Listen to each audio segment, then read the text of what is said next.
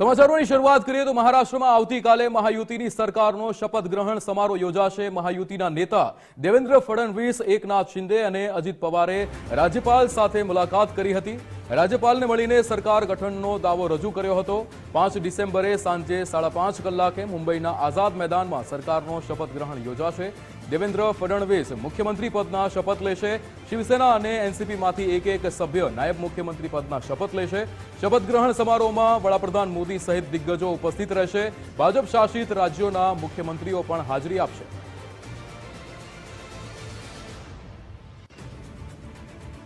વિજય દેસાઈ આપણી સાથે લાઈવ જોડાઈ ગયા છે। વિજય, જે રીતે મહારાષ્ટ્રમાં આવતીકાલે મહાયુતિની સરકારનો શપથ ગ્રહણ સમારોહ, શું વિગતો? બિલકુલ, આવતીકાલે 5:30 કલાકે મુંબઈના આઝાદ મેદાનની અંદર મહાયુતિ સરકારનો શપથ ગ્રહણ સમારોહ યોજાવા જઈ રહ્યો છે, જેની અંદર મહાયુતિમાં સામેલ ભારતીય જનતા પાર્ટીમાંથી દેવેન્દ્ર ફડણવીસ મુખ્યમંત્રી પદના શપથ લેશે। તેઓ ત્રીજી વખત મહારાષ્ટ્ર રાજ્યના મુખ્યમંત્રી બનવાના છે। ઉપરાંત એનસીપીમાંથી અજીત પવાર છે કે તેઓ નાયબ મુખ્યમંત્રી બનશે। ઉપરાંત શિવસેનામાંથી એકનાથ શિંદે નાયબ મુખ્યમંત્રી બની શકે છે। આ પ્રકારે અત્યારે જે પ્રકારે રાજ્યપાલને મળીને ત્રણેય જે મહાયુતિમાં સામેલ પાર્ટી છે તેના નેતાઓએ એક સરકાર રચવા માટેનો દાવો રજૂ કર્યો અને દાવાના આધાર પર રાજ્યપાલે સરકાર ગઠન માટે, સરકાર રચના માટે તેમને આમંત્રણ પણ પાઠવ્યું છે। સંયુક્ત પત્રકાર પરિષદની અંદર ત્રણેય નેતાઓ મળીને જાહેરાત પણ કરી છે। આ શપથ ગ્રહણ સમારોહની અંદર વડાપ્રધાન મોદી મુખ્ય અતિથિ તરીકે ઉપસ્થિત પણ રહેવાના છે। એ ઉપરાંત અન્ય જે ભારતીય જનતા પાર્ટી શાસિત રાજ્યોના મુખ્યમંત્રીઓ સિવાય અન્ય પક્ષોના જે સમર્થક પક્ષો છે એનડીએના, તેમને પણ આમંત્રણ આપવામાં આવ્યું છે। એટલે આવતીકાલે સાંજે 5:30 કલાકે શપથ ગ્રહણ સમારોહ છે તે મુંબઈમાં સંપન્ન થશે। તેની સાથે જ ભારતીય જનતા પાર્ટી સાથે સામેલ મહાયુતિ સરકારની મહારાષ્ટ્રની અંદર કામગીરી છે તે પ્રારંભ થશે। જો કે ઉલ્લેખનીય છે કે 23મીએ પરિણામ આવ્યા બાદ 11 દિવસ વીત્યા બાદ આ સમગ્ર મડાગાંઠ છે તે ઉકેલાય છે અને બાકીની જે મંત્રાલયની ફાળવણીની વાત છે અને મંત્રીમંડળને લગતી જે વાત છે તે આજ સાંજ સુધીમાં નક્કી થઈ જશે। તે પ્રકારે નિવેદન દેવેન્દ્ર ફડણવીસે આપ્યું છે। ઉપરાંત જે એકનાથ શિંદેએ પણ પોતાની જે 2.5 વર્ષના કાર્યકાળ દરમિયાન થયેલી જે યોજનાકીય માહિતી હતી તે પણ આપી। તેમણે કહ્યું કે આ લાડલી બહેનો અને લાડલા ભાઈઓને કારણે મહારાષ્ટ્રમાં ફરીથી મહાયુતિની સરકાર બનવા જઈ રહી છે અને આવતીકાલના શપથની અંદર લાડલી બહેનોને પણ આમંત્રણ આપવામાં આવ્યું છે। એટલે કે આવતીકાલે મહારાષ્ટ્રમાં એનડીએની મહાયુતિની સરકારનું ગઠન થઈ જશે। બિલકુલ વિજય, સમગ્ર માહિતી સાથે જોડાવા બદલ આપનો આભાર।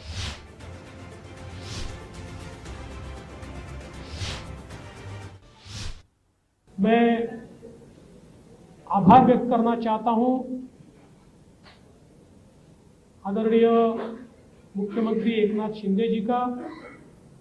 एकनाथराव शिंदे जी ने शिवसेना के अध्यक्ष के तौर पर और शिवसेना के लेजिस्लेचर पार्टी के प्रमुख के तौर पर महाराष्ट्र के मुख्यमंत्री पद के लिए मेरे नाम की सिफारिश का पत्र दिया है।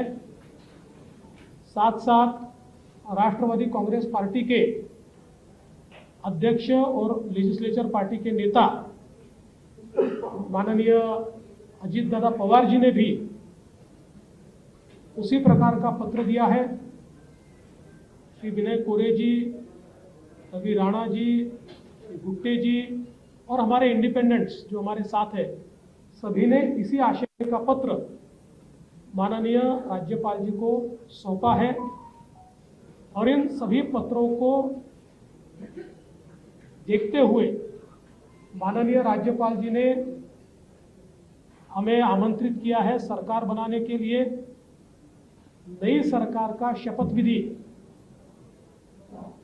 ये 5 तारीख को शाम को 5:30 बजे विश्व गौरव भारत के प्रधानमंत्री माननीय नरेंद्र मोदी जी की उपस्थिति में संपन्न होगा। मुंबई के आज़ाद मैदान पर यह संपन्न होगा।